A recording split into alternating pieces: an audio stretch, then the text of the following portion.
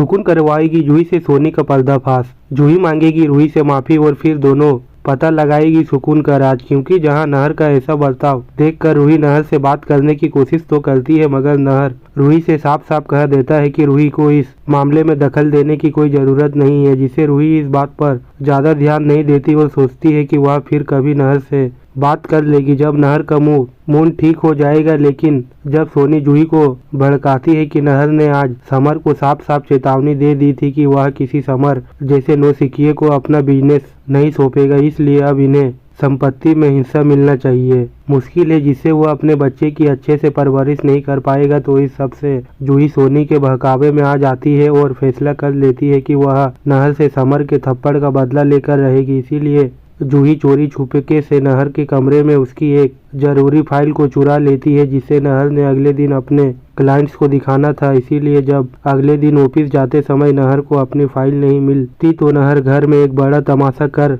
देता और रूही पर गुस्सा होने लगता कि उसने नहर की फाइल को ठीक से नहीं संभाला, लेकिन जूही ने ही नहर की फाइल चुराई है। यह बात सुकून को अच्छे से पता होती है, इसलिए वह हेडफोन पर नहर को कहती है कि उसकी फाइल समर और जूही के कमरे में है, जिसे सुनकर नहर को और भी गुस्सा आ जाता है। वह समर का हाथ पकड़कर उसे उसके कमरे में ले जाता है और अलमारी से वह फाइल निकालकर उससे पूछता है कि आखिर नहर की फाइल उसके कमरे में क्या कर रही है, जिसे देखकर पूरे घर वालों को एक बड़ा झटका लगता है और समर को भी समझ नहीं आता कि नहर की फाइल उनके कमरे में आई कहां से। जिसके बाद दादी आगे आकर समर से कहती है कि वह नहर के सवाल का जवाब दे, जिससे नहर दादी को बताता है कि समर ने पास कोई जवाब नहीं, लेकिन नहर जानता है कि हुआ क्या था। कल जो भी हुआ समर इस बात का नहर से बदला लेना चाहता था, इसलिए समर ने ऐसी गिरी हुई हरकत करके नहर की फाइल चुराई, जिस पर समर नहर को यकीन दिलाने की हर मुमकिन कोशिश करता है कि उसे नहीं पता कि यह फाइल यहाँ कैसे आई। वह भले ही नहर से नाराज था, मगर वो अपने भाई के साथ इतना बड़ा धोखा नहीं कर सकता, जिसे देखकर रतन समर से सवाल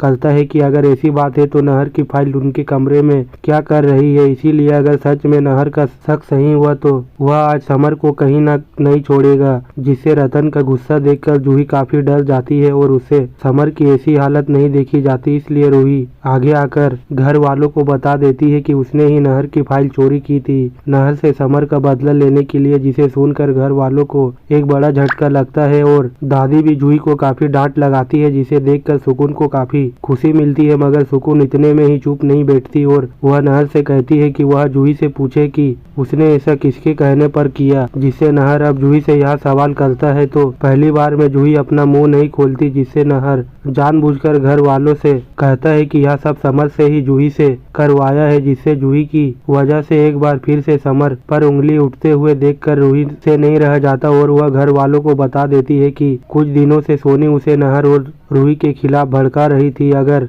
ऐसे ही हाल रहे तो एक दिन यहाँ पर और जायदाद समर और जूही के हाथ से चली जाएगी, जिससे उनके बच्चे का भविष्य खतरे में पड़ जाएगा। इसीलिए सोनी के बहकावे में आकर उसने यह सब किया, जिसे सुनकर पूरे घर वालों को एक बड़ा झटका लगता है और घबराहट के मारे सोनी की जुबान लड़खड़ाने लगती है, जिसे रतन को समझ आ जाता है कि जूही ने यह सब सोनी के बहकावे में आकर किया है। इसीलिए रतन जूही को समझाता है कि वह आगे से ऐसी किसी भी बातों में नहीं आएगी और अपने दिमाग से काम लेगी। लेकिन जब घर में यह सब हो रहा होता है, रूही की नज़र सिर्फ सुकून पर होती है, जिससे रूही को समझ आ जाता है कि जो भी सुकून कह रही है नहर वही कर रहा है। जिसके बाद जूही के पास आकर उससे इस सब के लिए माफी मांगती है और रूही जूही को बताती है कि नहर अपने होश में नहीं है और सुकून ही नहर से यह सब करवा रही है। इसीलिए अब आगे जूही और रूही के सामने उस पेंटिंग का सच आ जाएगा और फिर रूही जूही के साथ अपने पुराने घर में पहुंचेगी, जहां उसे पड़ोसियों से सुकून की कहानी पता चलेगी। इसीलिए अगर आप भी चाहते हैं कि रूही और जूही जल्द से जल्द नहर को उस आत्मा से बचाए तो